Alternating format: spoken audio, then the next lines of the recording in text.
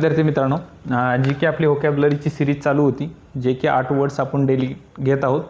याच्यामध्ये आता पुढचे वर्ड्स आहेत जे की ए पासूनचे खूप कमी वर्ड्स होते, तर हे संपत आहेत. उद्यापासून बी ची सिरीज चालू होईल.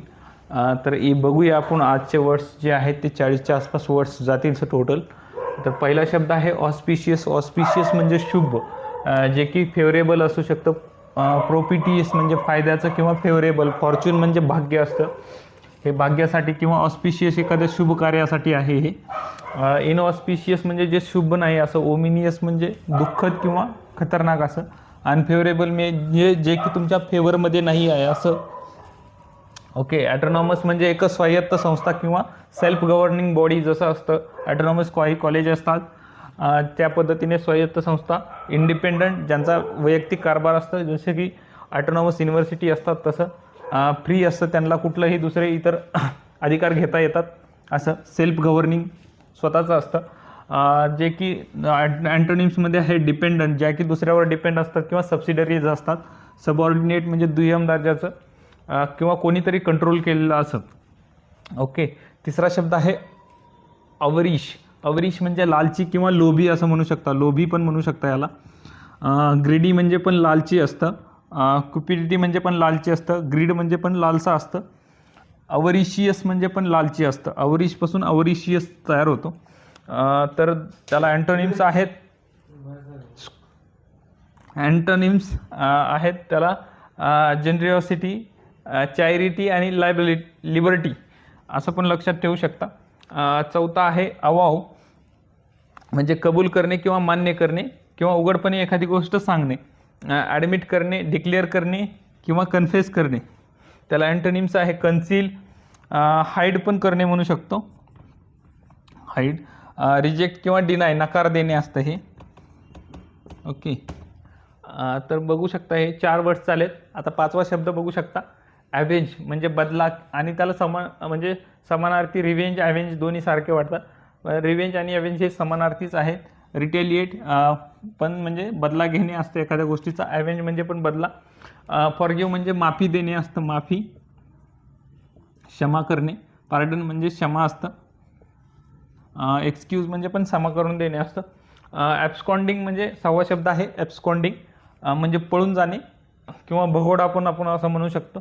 रन अवे, फ्ली म्हणजे पळून जाणे. डिकॅम्प म्हणजे पण पळून जाणे असते.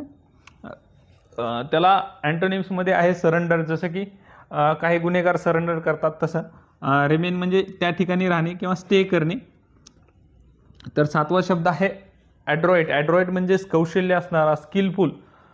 त्याला स्किलफुल पण म्हणू शकता, एक्सपर्ट म्हणू शकता. ॲडेप्ट म्हणजे पण स्किलफुल असतं. ऑकवर्ड म्हणजे इडावाकडा. इनेप्ट म्हणजे कौशल्य नसण्याला, ह्याला नाईव पण म्हणू शकता. नाईव म्हणजे नवता असतं, ज्याच्याकडे काही स्किल नसता असे. क्लमसी म्हणजे पण असा स्किलफुल नसलेला. ओके. 8वा शब्द आहे अग्लोमरेशन. म्हणजे अग्लोमरेशन म्हणजे समूह करणे किंवा कलेक्ट करणे. बंच म्हणजे एका ठिकाणी गोळा करणे. क्लस्टर म्हणजे पण गोळा करणे. 8वा शब्द आहे डिव्हिजन, म्हणजे असं विभाजन करणे. डिस्पर्शन म्हणजे असं पसरवणे. स्कॅटरिंग म्हणजे पण असं पसरवणे असतं. सेपरेशन म्हणजे वेगवेगळं करणे. तर अशा पद्धतीने हे 8 वर्ड्स झाले. आता आपण परत एकदा फक्त तो वर्ड्स आणि त्याला मराठीतला अर्थ सांगणार आहे.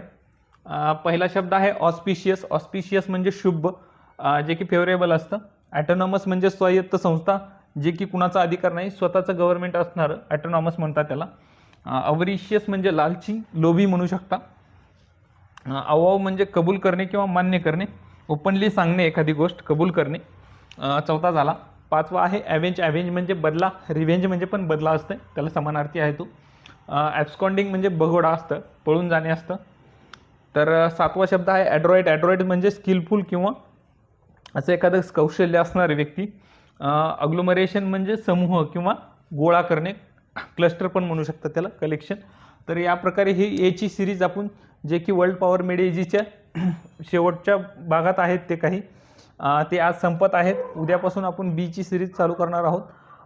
तर हे जे व्हिडिओ तुम्ही बघत आहात याची एक सिरीज तयार होईल, जे की प्लेलिस्टला आपल्या टाकण्यात येईल यूट्यूब चॅनलमध्ये. तर सगळ्यांनी आपलं यूट्यूब चॅनल सबस्क्राईब करा. 360 एज्युकेटर हे आहे. तर धन्यवाद शेवटपर्यंत व्हिडिओ बघितल्याबद्दल.